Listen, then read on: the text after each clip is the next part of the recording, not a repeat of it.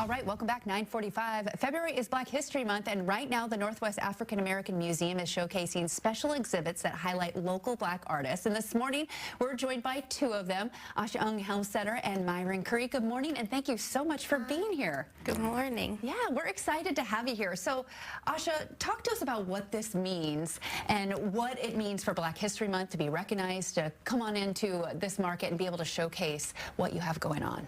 Well, I think it's a really lovely opportunity. I really appreciate this museum, and I appreciate that this exhibit actually started before Black History Month, and it will end after Black History Month, because Black history is all the time.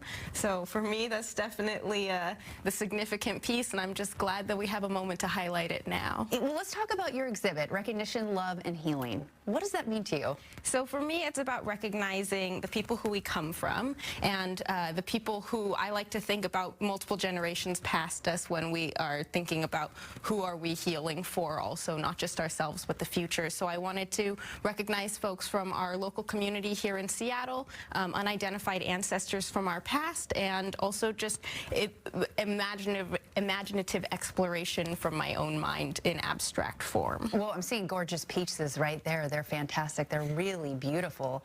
Myron, what's behind the inspiration for your exhibit? Where do we go from here? Mainly Black culture, Black history, and you know, like my grandpa's 93, so I get a Wow. good view of that. Yeah. You know, and I just felt like it was a great way to be able to display and help folks continue to move forward together.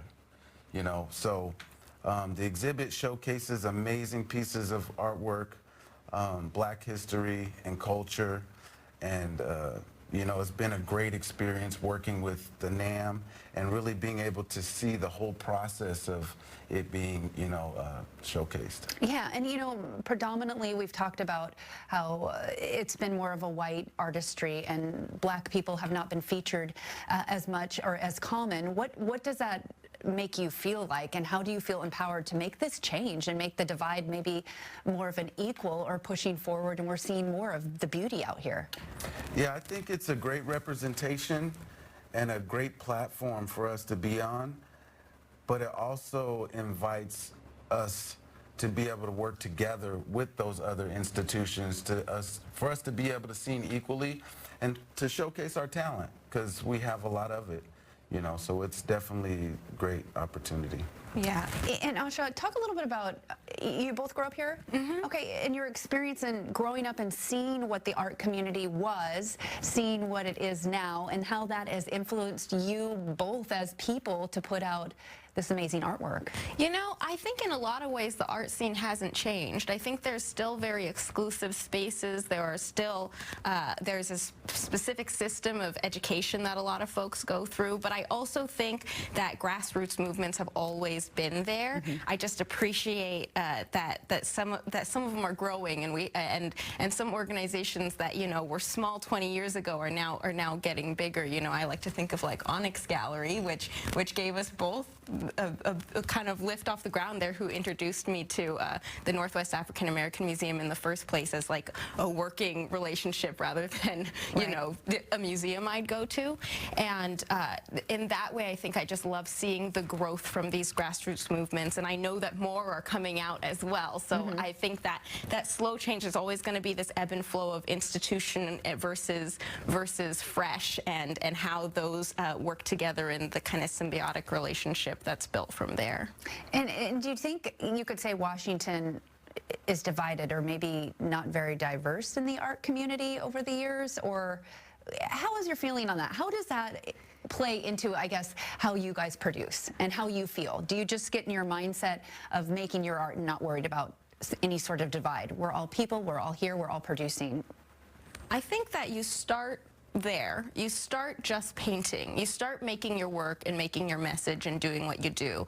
And then later on, you kind of learn where the divide is based on feedback, but really you just kind of got to put it out there. And at least in the communities that I come from, I focus on the people who want to uplift me, right? So I'm not focusing on the what's holding me back. Instead, you know, I'm very uplifted by the community that has given me the most love, which a lot has been the Black community. Yeah, you have to feel pretty passionate about it. Yeah.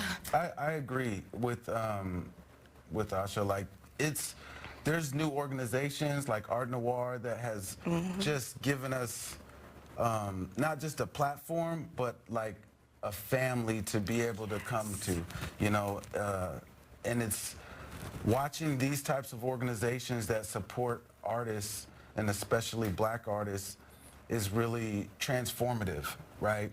Because art is subjective, so you can get the skill set on your own. I'm a self-taught artist, so I didn't go to Harvard Art School or anything like that, and I'm never gonna take away great education, but I am just as talented as some of those individuals, if not better, right? So those skill sets are equal to anyone else's artistic skill set.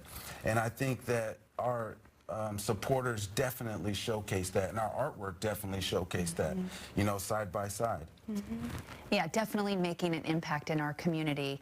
We'd love to chat with you again sometime down the road and check out more of your artwork. Asha and Myron, thank you so much for being here today. We appreciate you. Thank you so much.